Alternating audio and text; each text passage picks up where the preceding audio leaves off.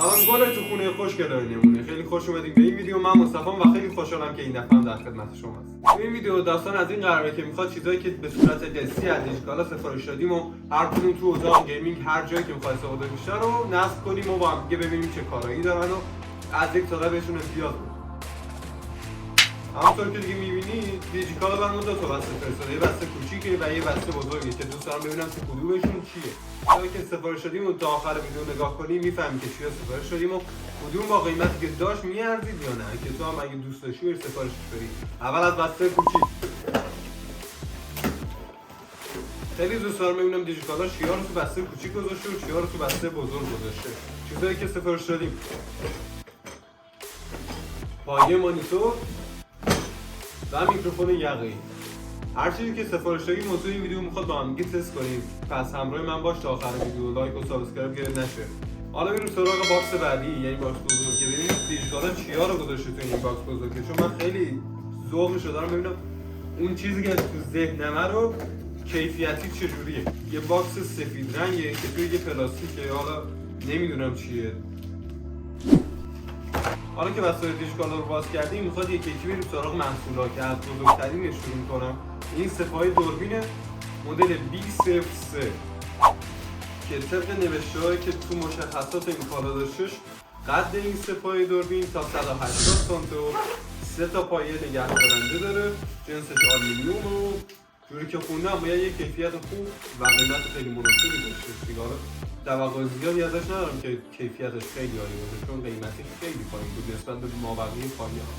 تقریبا یه 20 سانتی دیگه از این بالاتر میره، ولی خب نیاز نیستش دیگه، چون هم قد و قواره خودم باشه. حالا تو کادر دوربین جا نمیشم اگه بخوام بلند بشم، ولی که قد خوبی داره. قد 180 سانت به نظر مناسبه با قیمتی که فقط 250 تومن یا 350 تومن بود. حتما پیشنهادش میکنم چون کیفیتی هم چیز خوبی. این سراغ محصول بعدی، یعنی یک سپایه کوچیک برای روی میز. چون قبلا یکی از اینا گرفته بودیم، خیلی امیدوارم که کیفیت این هم مثل کیفیت قبلی باشه، چون قبلی واقعا کیفیت خوبی داشت. چی بود ازش میاد برای کارفتا؟ حالا من بیشتر این محصول به خاطر اینش خریدم، چون یه حالتی هم افقی میشه هم عمودی میشه، برای اینکه دوربین که نه گوشی بخواد اون بالا بذارمش، این حتما به کار میاد که هم ویدیوها رو عمودی بتونیم بگیریم برای شورت ویدیو، هم افقی بتونیم بگیریم برای ویدیوهای کامل. و کیفیتی که میخوام به این سپایه دوربین بدم از 1 تا 10 به شاید 6 یا 7 باشه، چون قیمتی که داشت قیمتی حدود 140 تومن، 150 تومن، 147 تومن، یه همچین حدودایی بود که به قیمتش واقعا میارزه، چون ما هم اول کاریم دیگه، به قیمتش میارزه. میریم سراغ محصول بعدی، یعنی این که خودم نمیدونم چیه، باید بازش کنیم و بعدش ببینیم چیه. این محصول پایه نگهدارنده کارت گرافیکه، چون تو ویدیوهایی که دیدیم یا اگه ندیدی حتما برو همین الان ببین.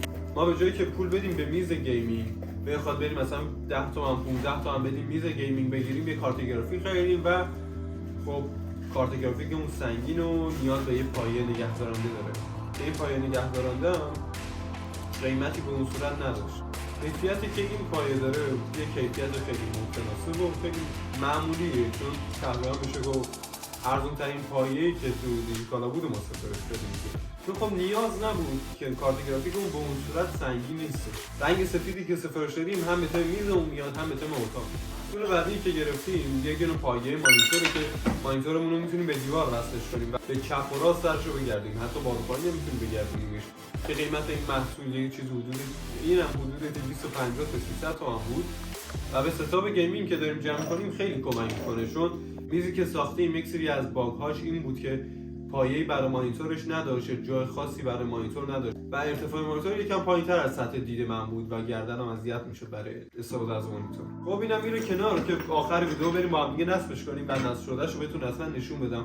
الان میریم سراغ اصل کاری، یعنی میکروفون یقه‌ای که مدل این میکروفون یقه‌ای SX31 بود. تو نظراتی که تو دیجیکالا گذاشته بودن خیلی نظرات خوبی گذاشته بودن و من طبق اون نظراتی که نفرات قبلی رفتن خریدن اینو خریدمش به مبلغ 1.5 یا 1.500 تا 1.600 بود و امیدوارم یه کیفیت خوبی رو تحویل شما بده. بسته بندیش قابل قبوله، چون یه بسته بندی سفت و محکم و سوقرسی داره که برای خراب نشدنش و چه برای هر چیز دیگه‌ای. یکی از دلایلی که این میکروفون رو سفارش دادم هم نظراتی که نوشته بودن راجبش خوب بود و هم این بود که خودش سیکت لایتنینگ داره، اگه توی دوربین بازداشت باشه خودش لایتنینگ داره، یعنی به گوشی من که آیفونه راحت وصل میشه و کانکت میشه. الان میریم که یه تستی باهاش داشته باشیم، ولی خب چون امتحانش رو پس نداده برای من و میدونم میکروفونی که الان داره ضبط میکنه میکروفون خود گوشیم داره کیفیت تقریبا رو به متوسطی رو داره ضبطش میکنه، با همون میخوام ادامهش بدم، ولی در حد تست میریم یه تستی ازش داشته باشیم. صدامون رفتش روی میکروفونی که گرفتیم. امیدوارم یه صدای خیلی خوبی داشته باشه. این میکروفون 3 تا مود داره. یک مودی که الانه و الان مودش رو تغییر دادم تا هم صدایی که کلیدش رو میزنم توی میکروفونش کامل واضح بیاد. و الانم بریم مود بعدی. الان هم اون مود سومی، نمیدونم اسم موداش چیه، ولی امیدوارم که هرچی هستش خوب صدا رو ضبط کنه و بهتون یه کیفیت خیلی خوبی رو بتونم ارائه بدم. اگه کیفیت صدای میکروفون خوب بود حتما توی کامنت ها بهم بگو و یاد نشه که کانال ما رو لایک و سابسکرایب کنید. مدل این میکروفون SX31 بود. اگه کیفیتش خوبه و به نظرت اوکیه و دوست داشتی این میکروفون رو تو هم داشته باشی و توی تولید محتوایی که داری انجام میدی استفاده کنی، لینکش توی بخش توضیحات ویدیو هست. همراه من باش، هم بریم پای مانیتوری که گرفتیم و وصلش کنیم به دیوار مانیتور رو روش سوار کنیم، هم پایه کارت گرافیکی که گرفتیم و ازش استفاده کنیم و این 2 تا پایه‌ای که از خریدشون واقعا راضیه. مثل این کارت گرافیک وزنش روی خود مادربرده. حالا ما با این وسیله میتونیم خیلی راحت وزن از روی مادربرد کم کنیم و وزن بیاد روی این محصول.